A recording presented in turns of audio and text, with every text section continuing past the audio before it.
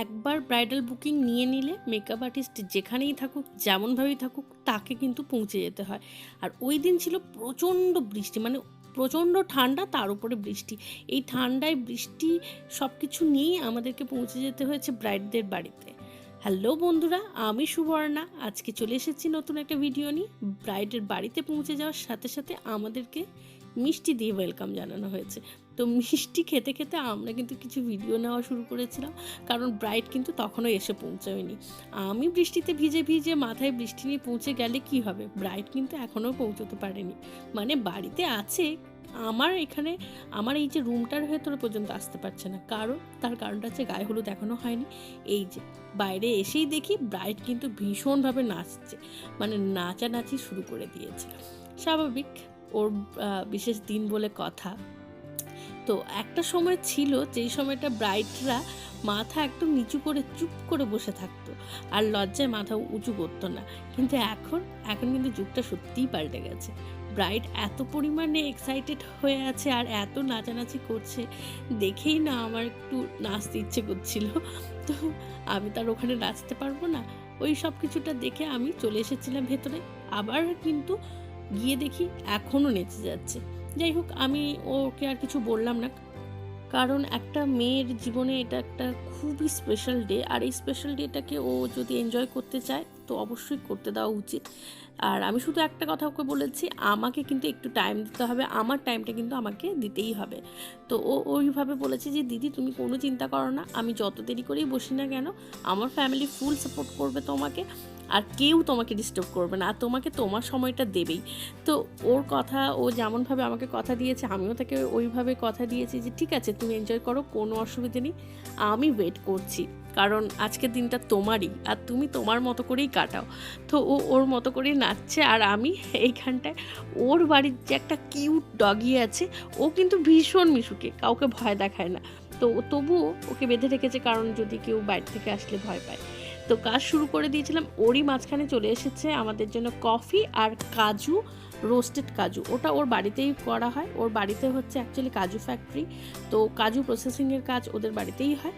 তো দারুণ খেতে ছিল কাজুটা, ভীষণ টেস্টি ছিল। তো এইখানে কিন্তু অনেক রকমের স্টল দেখতে পাচ্ছ, যেমন ফুচকা, মোমো। আর মোমো এখানে কিন্তু ফ্রাইড মোমো ছিল, স্টিম মোমো ছিল। তো এগুলোকে আমরা টাটা বাই বাই করে আমরা কিন্তু এগোলাম একদম মেন কোর্সের দিকে, কারণ এখন বাড়িতে পৌঁছে আমি কিন্তু রেস্ট নিতে পারলে বাঁচি, এত ঠান্ডা। আমি তো হি হি করছিলাম রীতিমতো। আর এখানটায় আমরা যেখানটা খাওয়ানো হচ্ছে আর কি, ওই জায়গাটা আমরা পৌঁছে গেছি, আর এসেই দেখি একদম গরম গরম ভেজিটেবল চপ দিয়ে দিয়েছে। আর এই চপটা কিন্তু খুব ভালো খেতে ছিল, আর সঙ্গে ছিল পোলাও। আমি তো এখনই বলছি, মনে হচ্ছে আমি আরেকবার খেলেই ভালো হতো। যাই হোক, আর পোলাওর সাথে ছিল কিন্তু বাটার চিকেন। তো এখন তো জানোই তোমরা, আমি তো আর চিকেন খাচ্ছি না, তাই তোমাদের জন্য কিন্তু ফুটেজটা নিতে ভুলিনি। এই যে আমি কিন্তু একদম আঙ্গুল দিয়ে দেখিয়ে দিয়েছি আমার কিন্তু লেগ পিসের ফুটেজটা চাই। তো ও ওইভাবে লেগ পিসটাই তুলছিল। আর এরপরে চলে এসেছিল সাদা ভাত আর মাছের মাথা দিয়ে মুখমোহন। খেতে কিন্তু অসাধারণ হয়েছিল, সত্যি কথা। ফার্স্টে না আমি ভেবেছিলাম এটা কোনো তরকারি, কিন্তু খেয়ে দেখলাম এটা ডাল। ডালটা এত ঘন আর এত সুন্দর হয়েছিল যে ওইটা দিয়েই না লেবু দিয়ে ভাত খাওয়া হয়ে যাবে। তো ওইটা খেয়ে তো আর পেট ভরানো যাবে না, কারণ অনেক মেনু বাকি আছে। তো সেটাকে খেয়ে আমরা চলে এলাম মালাইকারির দিকে। এই যে মালাইকারির চিংড়িগুলো কত বড় সাইজের দেখেছো? শুধু এটা না, এই দুটো চিংড়ির পরেও কিন্তু আমাদেরকে আরও চিংড়ি দিয়ে যাওয়া হয়েছিল। সবটা ভিডিও নেওয়া হয়নি, কিন্তু খেয়েছি, বলতে তো অস্বীকার করার তো মানে কোনো জায়গাই রইল না। টোটাল 4-5টা চিংড়ি খেয়েছি আমি। মানে এত ভালো লেগেছিল আমার, ওদেরকে বলার সাথে সাথেই দিয়েছিল। আর এরপরেই চলে এসেছিল মাটন। মাটনটা দেখেছো কতটা জুসি হয়েছে? কিন্তু আমি ওটা নিইনি, তোমাদের জন্য ভিডিও নিয়েছি। আর এটা ছিল ভেটকির পাতুরি।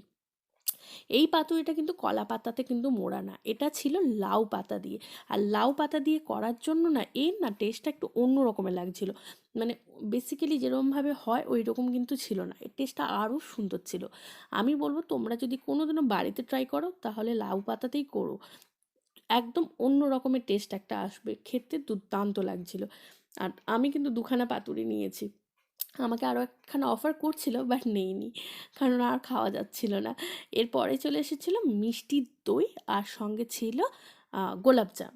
এই গোলাপজামটা ছিল খুবই সফট, আর সঙ্গে ছিল বেকড রসগোল্লা। বেকড রসগোল্লাটা কিন্তু একদম 10-এ 10 দেওয়া যেতে পারে, এত ভালো খেতে হয়েছিল।